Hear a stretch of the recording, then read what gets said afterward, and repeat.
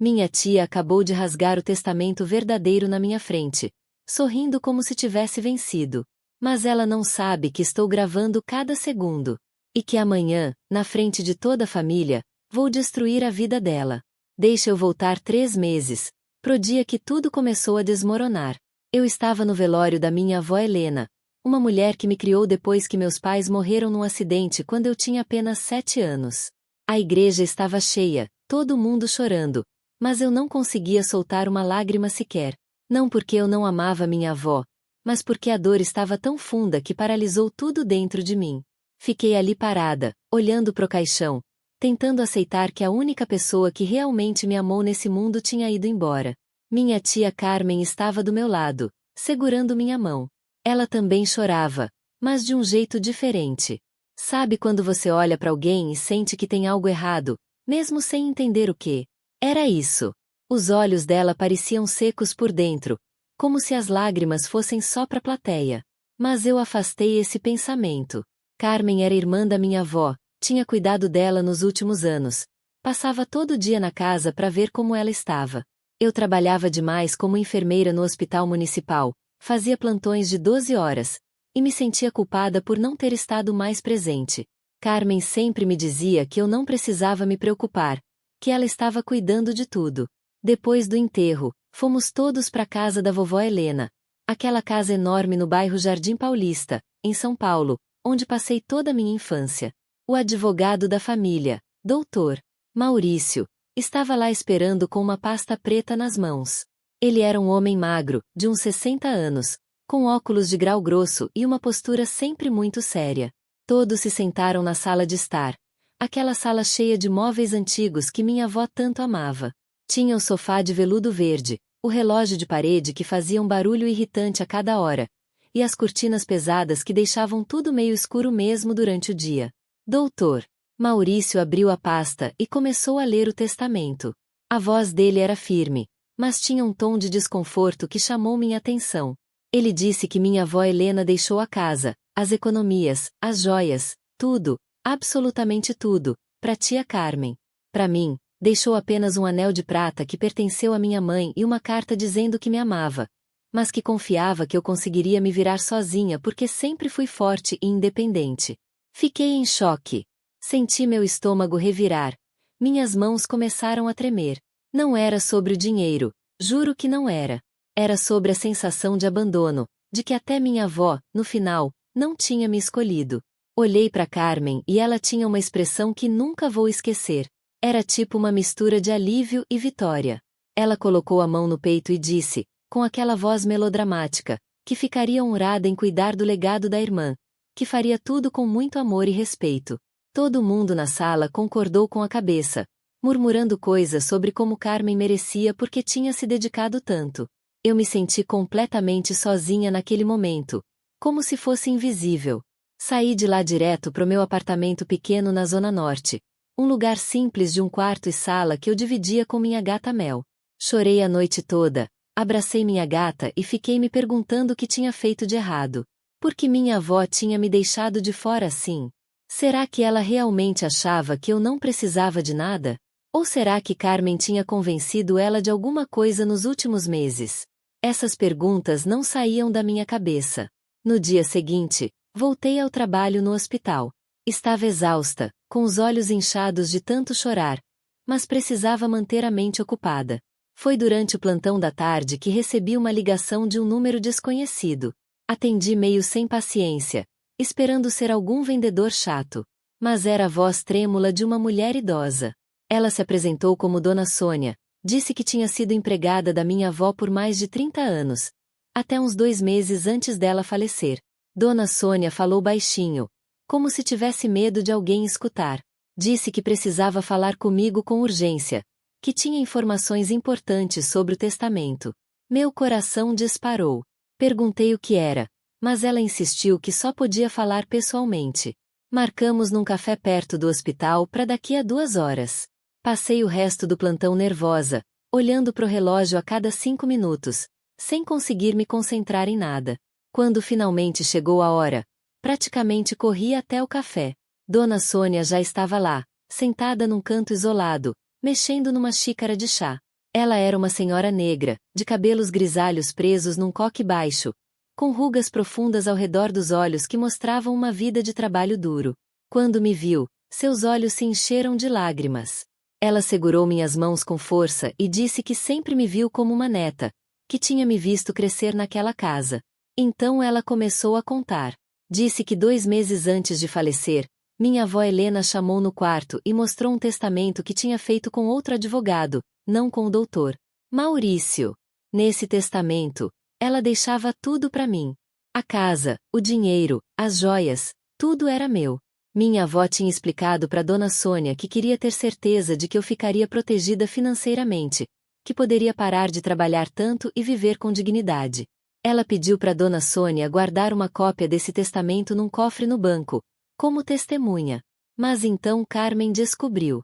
Uma tarde, quando minha avó estava dormindo depois dos remédios fortes para a dor do câncer que estava acabando com ela, Carmen revistou o quarto e encontrou o testamento. Dona Sônia estava passando roupa na área de serviço quando ouviu Carmen no telefone, falando com alguém sobre como ia resolver aquilo. No dia seguinte, Dr. Maurício apareceu na casa com um testamento novo.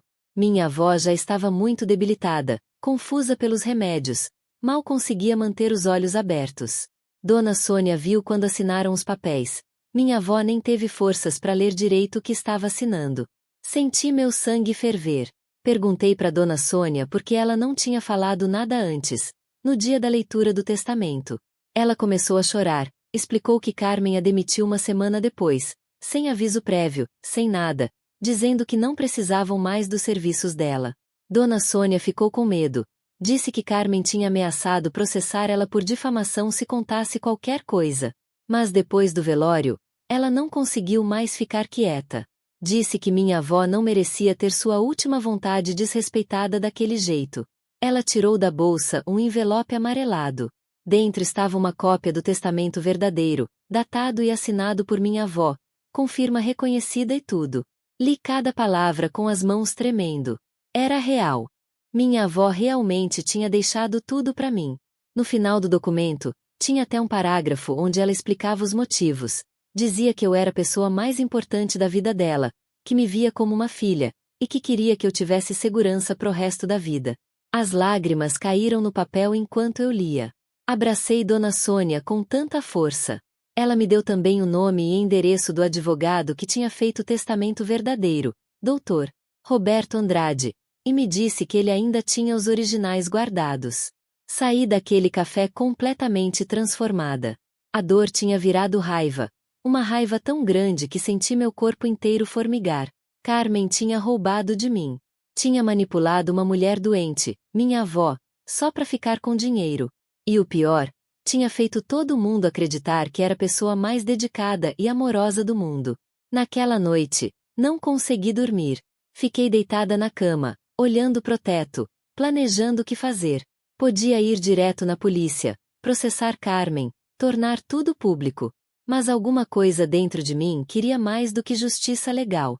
Queria que ela sentisse o gosto da traição, da humilhação, de perder tudo como eu tinha perdido. Queria vingança. No dia seguinte, procurei Dr. Roberto Andrade.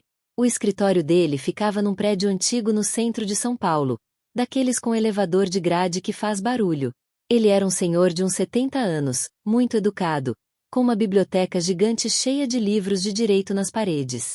Quando expliquei a situação, ele balançou a cabeça com tristeza. Disse que tinha ficado preocupado quando minha avó não retornou para finalizar alguns detalhes do testamento, e depois soube que ela tinha falecido. Ele tinha os documentos originais, tudo guardado conforme a lei. Doutor Roberto explicou que poderíamos entrar com uma ação de nulidade do testamento falso e apresentar o verdadeiro. O processo seria relativamente rápido porque tínhamos todas as provas necessárias. Mas eu pedi um tempo. Disse que precisava pensar, que tinha questões familiares a resolver primeiro. Ele me olhou com aquela sabedoria de quem já viu muita coisa na vida e disse que entendia, mas que não demorasse muito porque questões legais têm prazos. Saí de lá com uma cópia autenticada do testamento verdadeiro guardada na minha bolsa. Mas em vez de ir direto para a justiça, fiz algo diferente. Liguei para tia Carmen. Coloquei o tom mais triste e quebrado que consegui e disse que precisava falar com ela, que estava me sentindo muito sozinha e perdida.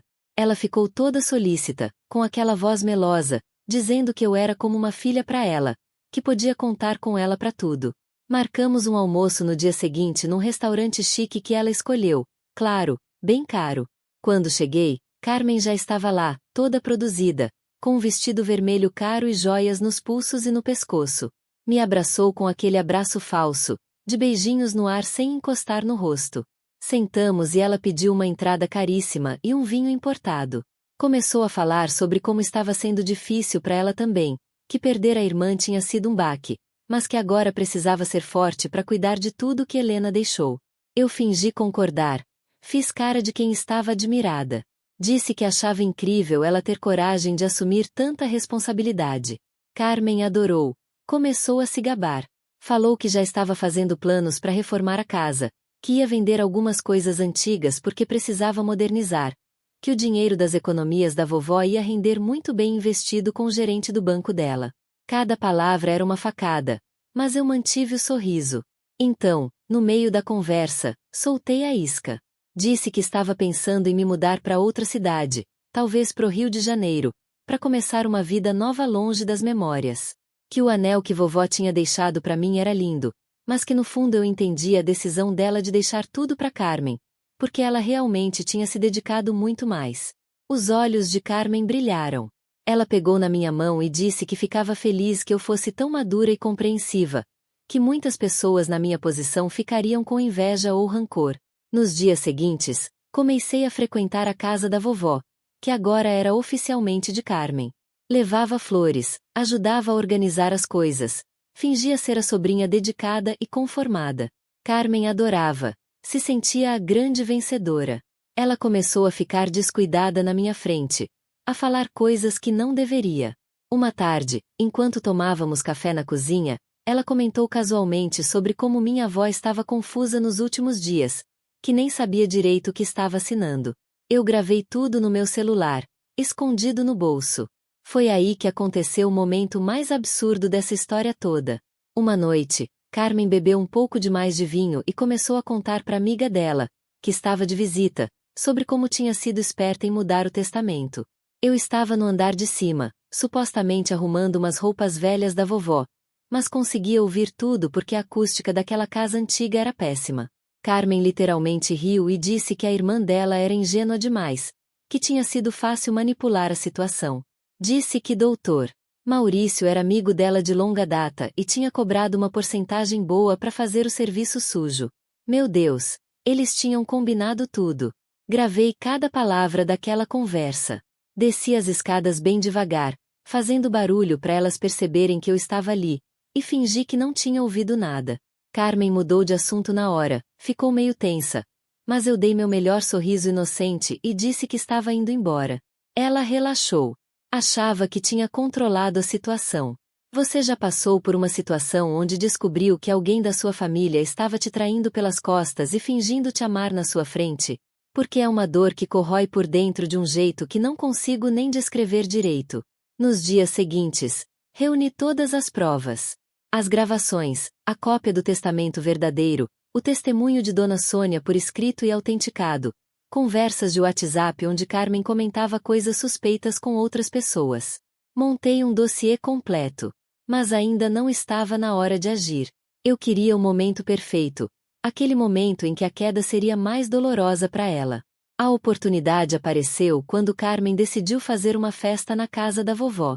Ela queria comemorar, disse para as pessoas que era uma celebração da vida de Helena.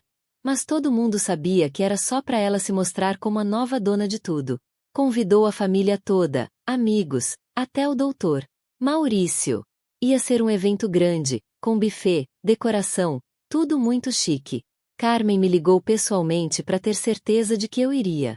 Disse que seria importante ter todos os netos e sobrinhas presentes. Eu aceitei na hora. Disse que não perderia por nada. Ela ficou satisfeita. Achou que eu estava completamente domada, aceitando meu lugar de coitadinha conformada. No dia da festa, cheguei cedo. Ajudei a organizar as mesas. Cumprimentei todo mundo com um sorriso no rosto. Carmen estava radiante. usando um vestido azul caríssimo, com as joias da vovó Helena brilhando no pescoço e nos pulsos. Ela tinha até colocado o broche de diamantes que era a peça favorita da minha avó. Ver aquilo me fez sentir uma raiva tão forte que tive que respirar fundo várias vezes para me controlar. A festa começou. Tinha música ao vivo, comida boa, bebida fluindo. As pessoas falavam sobre como Carmen estava honrando a memória da irmã. Como tudo estava lindo. Eu circulava, conversava, esperava. Doutor Roberto Andrade estava escondido do lado de fora, esperando meu sinal. Eu tinha combinado tudo com ele. Na minha bolsa, carregava uma pasta com todas as provas. No meio da festa, Carmen pediu a atenção de todos. Subiu numa pequena plataforma que tinha sido montada para a banda e pegou o microfone. Começou um discurso emocionado sobre minha avó, sobre família, sobre legado. As pessoas estavam emocionadas, algumas até chorando.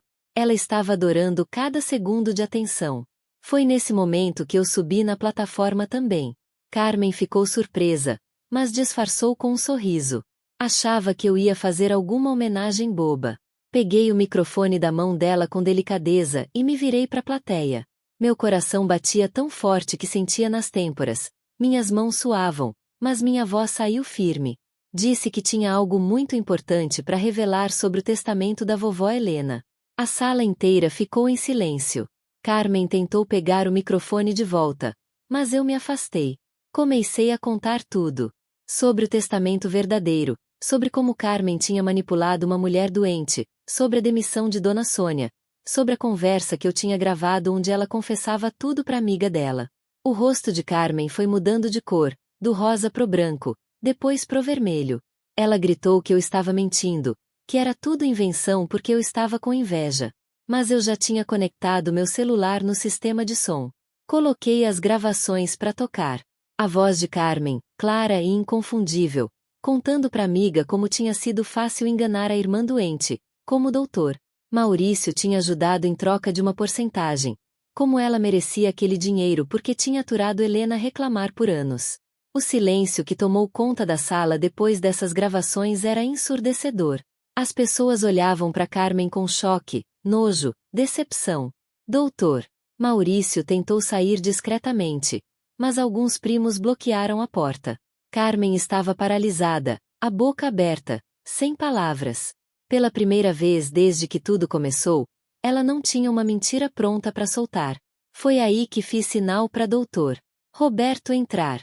Ele chegou com os documentos originais, com Dona Sônia ao lado dele. Minha antiga babá olhou para Carmen com uma mistura de pena e firmeza. Doutor Roberto explicou para todos os presentes sobre o testamento verdadeiro, mostrou as assinaturas, as datas, tudo. Tinha até trazido um tabelião que confirmou na hora a autenticidade dos documentos. Carmen tentou falar, gaguejar alguma defesa, mas nada que saía da boca dela fazia sentido. Ela estava desesperada, o cuidadoso castelo de mentiras desmoronando em segundos. Alguns familiares começaram a gritar com ela, chamando ela de ladra, de sem vergonha. Uma prima chegou a jogar um copo de água no rosto dela. Foi um caos total. Doutor Maurício tentou se explicar. Disse que tinha apenas seguido instruções da cliente, mas ninguém acreditou. As gravações eram claras demais. Ele estava envolvido até o pescoço. Alguém já tinha ligado para a polícia. Em menos de meia hora, tinha 2 policiais na porta, querendo entender a situação. Apresentei todas as provas para os policiais. Eles ouviram as gravações, viram os documentos, o testemunho de Dona Sônia. Carmen e doutor Maurício foram levados para a delegacia para prestar depoimento. A festa acabou ali, claro, com todo mundo indo embora em choque, cochichando sobre o escândalo. Fiquei ali sozinha na casa da minha avó, no meio da bagunça da festa interrompida. Os salgadinhos pela metade nos pratos, as taças de vinho abandonadas, os balões de decoração meio murchos. Sentei no sofá velho de veludo verde e finalmente deixei as lágrimas caírem. Não eram lágrimas de tristeza, eram de alívio, de libertação, de justiça. Nos dias seguintes, o processo correu rápido. Com todas as provas que tínhamos, o juiz anulou o testamento falso e validou o verdadeiro. A casa, o dinheiro, as joias, tudo voltou para mim, como minha avó Helena sempre quis. Carmen foi indiciada por falsificação de documento, apropriação indébita e estelionato. Doutor Maurício perdeu a licença para advogar e também respondeu criminalmente. A notícia se espalhou rápido pela família e pelos círculos sociais de Carmen.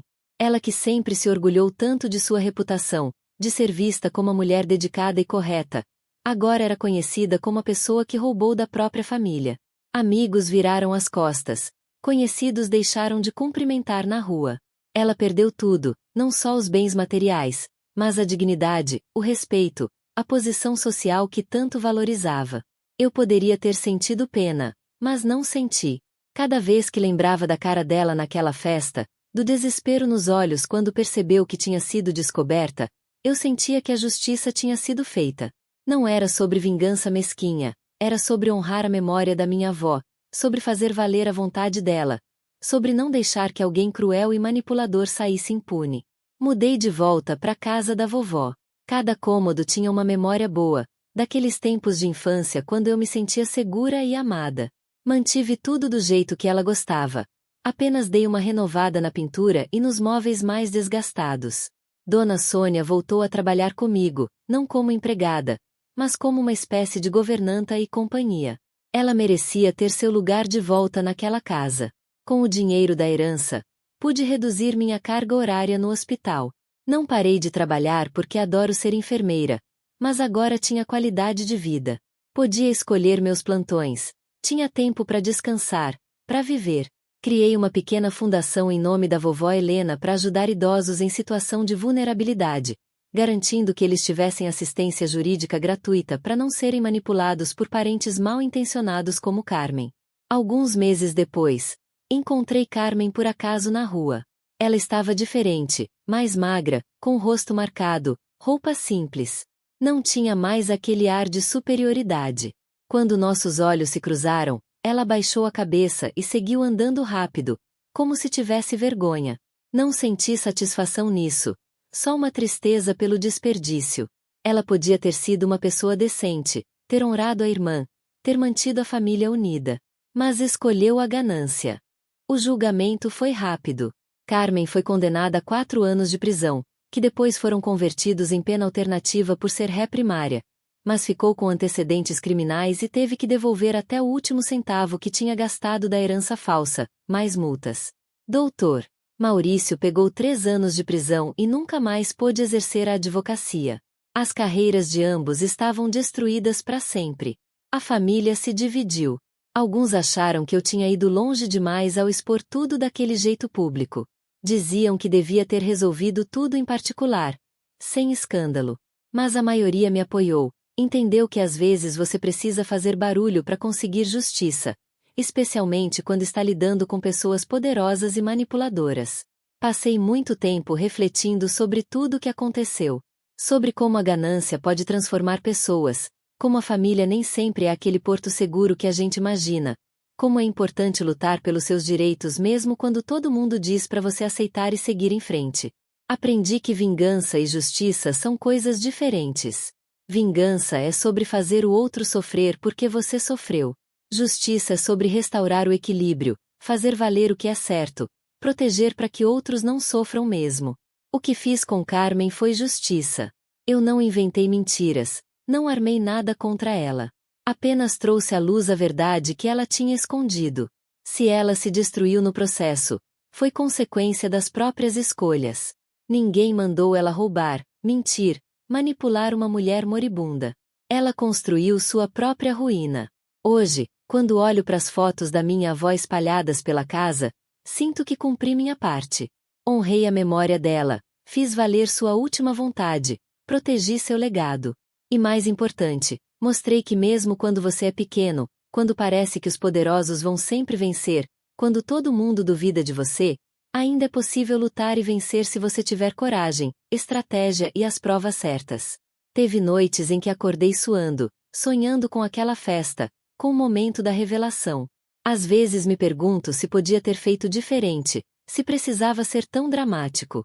Mas aí lembro do sorriso falso de Carmen no velório, da forma como ela me abraçou enquanto já sabia que tinha me roubado, de como ela dormia tranquila toda noite sabendo da traição que tinha cometido. E aí tenho certeza de que fiz o certo. A casa ficou cheia de novo. Não com festas falsas e gente interesseira, mas com reuniões verdadeiras de amigos, com jantares onde Dona Sônia faz aquela comida caseira deliciosa, com crianças da vizinhança que venho brincar no jardim aos sábados. Transformei o que era para ser um mausoléu de mentiras num lar de novo, cheio de vida e verdade. As joias da vovó estão guardadas num cofre, não porque tenho medo de usar, mas porque representam tanto mais do que pedras brilhantes. São símbolos de uma mulher forte que trabalhou a vida toda, que juntou cada centavo com esforço, que quis deixar segurança para a neta que amava. Uso o broche de diamantes em ocasiões especiais, e cada vez que fecho ele no vestido, sinto que minha avó está comigo, orgulhosa. Carmen tentou me contactar algumas vezes depois de tudo. Ligações que eu não atendi, mensagens que eu não respondi. Numa delas, ela pediu perdão, disse que tinha sido fraca, que a ganância tinha cegado ela. Mas perdão é algo complexo. Não sei se consigo perdoar quem planejou friamente me roubar, quem manipulou uma mulher no leito de morte, quem destruiu a paz dos últimos dias de vida da minha avó. Talvez um dia, quando o tempo passar e a ferida cicatrizar mais, eu consiga. Mas ainda não é esse dia. O mais irônico de tudo é que se Carmen tivesse sido honesta desde o início, se tivesse respeitado a vontade da minha avó, eu provavelmente teria dividido muita coisa com ela. Não sou mesquinha, não preciso de tudo para mim. Podíamos ter mantido a casa como um lugar de família, dividido responsabilidades, honrado juntas a memória de Helena. Mas ela escolheu o caminho da traição, e esse caminho só leva para a destruição. Aprendi tanto nesses meses que parecem anos. Aprendi sobre pessoas, sobre família, sobre dinheiro, sobre poder. Aprendi que você pode ser a pessoa mais vulnerável numa sala e ainda assim vencer se tiver verdade do seu lado. Aprendi que paciência é uma arma poderosa, que às vezes você precisa esperar o momento certo em vez de atacar no desespero. Aprendi que justiça demora, mas chega. E aprendi sobre mim mesma. Descobri que sou muito mais forte do que imaginava. Que consigo planejar, estrategizar, manter a calma mesmo quando tudo dentro de mim quer gritar. Que consigo olhar nos olhos de quem me traiu e sorrir enquanto preparo o bote. Isso me assusta um pouco, confesso. Não quero me tornar uma pessoa cruel, vingativa. Mas também não quero nunca mais ser a pessoa ingênua que confia cegamente. Tem um equilíbrio aí, entre manter a bondade e proteger a si mesmo. Entre ser generoso e não ser trouxa. Entre perdoar e não esquecer. Ainda estou aprendendo onde fica essa linha, mas pelo menos agora sei que ela existe. A Fundação Em Nome da Vovó já ajudou 17 idosos em situações parecidas com a dela. Casos de filhos, sobrinhos, netos tentando passar a perna em parentes vulneráveis. É triste ver como isso é comum, como a ganância não respeita laços familiares. Mas também é gratificante ver cada caso resolvido, cada idoso protegido, cada manipulador exposto. Dona Sônia sempre diz que minha avó está orgulhosa lá de cima, que finalmente pode descansar em paz sabendo que sua vontade foi respeitada. Eu gosto de acreditar nisso. Gosto de imaginar que de alguma forma ela sabe que lutei por ela, que não deixei que a pisoteassem mesmo depois de morta. Tem dias que são mais difíceis. Dias em que a solidão aperta, em que sinto falta de ter uma família de verdade, não esses parentes falsos que só aparecem quando há interesse. Nesses dias, me pergunto se valeu a pena brigar tanto, se não seria mais fácil ter aceitado as migalhas e mantido a paz. Mas aí olho ao redor, vejo essa casa que é minha, lembro que posso dormir tranquila sabendo que não devo nada a ninguém, que conquistei tudo com verdade e justiça, e sei que valeu sim. O processo todo mudou minha visão sobre muita coisa. Antes eu era ingênua, acreditava que sangue era tudo, que família sempre estaria do seu lado. Hoje sei que família de verdade é quem te ama e te respeita, não quem compartilha DNA com você. Dona Sônia é mais família para mim do que Carmen algum dia foi. Os amigos que me apoiaram durante tudo isso são mais irmãos do que meus primos que sumiram quando as coisas ficaram difíceis. Também aprendi a não julgar pelas aparências. Carmen era a imagem da mulher correta, sempre na igreja, sempre ajudando os outros, sempre com aquele sorriso gentil. Mas por trás da máscara havia uma pessoa capaz das piores traições. Enquanto isso, pessoas que a sociedade julga, como Dona Sônia, Uma empregada doméstica que muitos nem olham nos olhos, se mostraram dignas, corajosas, leais até o fim. O dinheiro realmente muda as pessoas, ou talvez apenas revele quem elas sempre foram por dentro. Carmen sempre foi gananciosa, só não tinha tido oportunidade de mostrar até minha avó ficar doente e vulnerável. A fragilidade de Helena foi o gatilho que liberou o monstro que sempre existiu escondido atrás da máscara de mulher dedicada. Penso muito sobre o que minha avó sentiu nos últimos dias. Será que ela percebeu o que estava acontecendo? Será que em algum momento de lucidez ela entendeu que estava sendo manipulada e não teve forças para lutar? Ou será que os remédios eram tão fortes que ela realmente não tinha consciência de nada? Essas perguntas me atormentam porque nunca vou ter resposta. Mas gosto de acreditar que ela morreu em paz, confiando que tinha feito certo, sem saber da traição. Pelo menos assim ela não sofreu com isso. A relação com o resto da família ficou estranha. Tem tios que não falam mais comigo, dizem que causou um escândalo desnecessário, que manchou o nome da família. Mas que nome? O nome já estava manchado pela traição de Carmen. Eu só trouxe à luz o que estava escondido. Não tenho remorso nenhum por ter exposto a verdade, por mais desconfortável que tenha sido para alguns. Outros parentes se aproximaram depois de tudo. Pediram desculpas por não terem acreditado em mim inicialmente, por terem ficado do lado de Carmen sem questionar. Alguns eu perdoei, outros não. Depende de quanto cada um contribuiu para minha dor naquele período. Tem coisas que palavras de desculpa não apagam. Meu trabalho no hospital também mudou. Os colegas todos ficaram sabendo da história. Virou assunto. No começo foi desconfortável, todo mundo olhando, cochichando. Mas passou. A vida continua, novos escândalos acontecem, as pessoas esquecem. Hoje sou só a enfermeira dedicada que sempre fui, com a diferença de que não preciso mais fazer plantões extras para pagar as contas. Uso parte do dinheiro da herança para ajudar colegas que estão em dificuldade. Empresto sem cobrar juros, ajudo com emergências, pago cursos de especialização. Faço isso discretamente, sem alarde. Aprendi que dinheiro tem poder, mas o que você faz com ele é que define quem você é. Posso escolher ser como Carmen, acumulando e usando para mostrar status, ou posso usar para fazer diferença, para aliviar o fardo de quem está lutando. A casa virou um ponto de encontro para pessoas que precisam. Tem um grupo de apoio para idosos que se reúne aqui toda terça-feira. Dona Sônia faz bolo e café, e eles conversam sobre suas vidas, compartilham preocupações, dão risada. É bonito ver aquele espaço que quase foi manchado pela ganância agora sendo usado para criar comunidade e afeto. Às vezes cruzo com Carmen na região. Ela mora num apartamento pequeno agora, paga aluguel, trabalha como balconista numa loja de roupas. A queda foi dura. De dona de uma mansão a locatária de um apartamento de 2 quartos, de socialite a vendedora, de respeitada manchada. Parte de mim sente pena, por mais que tente não sentir. Ela é patética agora, diminuída, destruída. Não tem mais aquele brilho nos olhos, aquela postura orgulhosa.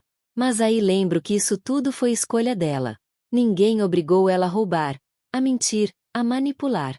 Ela construiu esse inferno com as próprias mãos. E se está sofrendo as consequências, é porque assim funciona o mundo. Ações têm consequências, mentiras têm prazo de validade, e mais cedo ou mais tarde a verdade vem à tona. Doutor Maurício também perdeu tudo. O escritório fechou, a mulher pediu divórcio, os filhos cortaram contato com ele. Virou pária na comunidade jurídica de São Paulo. Ninguém confia mais nele, ninguém quer associação com seu nome. Ele que tinha construído uma carreira de décadas, tinha reputação sólida, jogou tudo fora por uma porcentagem suja de dinheiro roubado. A ganância é uma doença que cega as pessoas para tudo que realmente importa. Carmen e Doutor Maurício tinham vidas boas antes de tudo isso. Não eram ricos, mas também não passavam necessidade. Podiam ter continuado suas vidas tranquilas, respeitáveis. Mas não foi suficiente.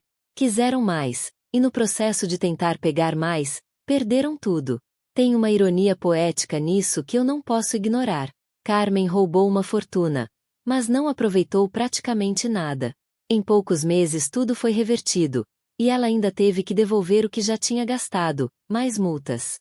No fim, ela saiu mais pobre do que entrou, e ainda por cima com a reputação destruída. Se tivesse ficado quieta, não teria ganhado nada, mas também não teria perdido tudo. Às vezes me pergunto se ela pensa sobre isso nas noites solitárias. Se ela deita na cama do apartamento apertado e reflete sobre como seria sua vida se tivesse feito escolhas diferentes. Se ela sente remorso de verdade ou apenas lamenta ter sido pega. Suspeito que seja mais o segundo do que o primeiro. Gente como Carmen raramente sente culpa genuína, só lamenta as consequências. O broche de diamantes da minha avó está comigo agora enquanto escrevo isso. Giro ele entre os dedos, vendo a luz brincar nas pedras. Minha avó usava ele em todas as ocasiões especiais. Aniversários, natais, casamentos. Ela dizia que esse broche tinha sido presente do meu avô, que ele trabalhou 6 meses extras para poder comprar. Representa amor, dedicação, compromisso. E Carmen achou que podia simplesmente tomar para si, como se isso não significasse nada. É engraçado como objetos carregam memórias e significados. Para Carmen, era só uma joia cara que ela podia vender ou usar para se exibir. Para mim, é uma conexão com minha história, com as pessoas que me amaram, com o sacrifício e dedicação que construíram o que tenho hoje. Esse broche vale muito mais do que o preço das pedras. Vale gerações de amor. Guardei também todas as cartas que minha avó escreveu para mim ao longo dos anos. Ela tinha o costume antigo de escrever cartinhas em aniversários, formaturas, ocasiões especiais. Releio elas às vezes, especialmente quando estou triste. A letra trêmula mas carinhosa, as palavras escolhidas com cuidado, os conselhos dados com amor. Ela sempre terminava com sua vovó que te ama mais que tudo nesse mundo. E ela provou esse amor até no final, fazendo aquele testamento, tentando me proteger mesmo depois de partir. O fato de Carmen ter tentado roubar isso de mim torna a traição ainda mais profunda. Não era só sobre dinheiro, era sobre tentar apagar a última declaração de amor da minha avó, sobre tentar reescrever a história para fazer parecer que eu não era importante. Mas eu não deixei. Lutei, estrategizei, expus a verdade. E agora a história está correta de novo. Minha avó me amava, me escolheu, quis que eu ficasse protegida. E está escrito em documentos legais, registrado em cartório, impossível de apagar.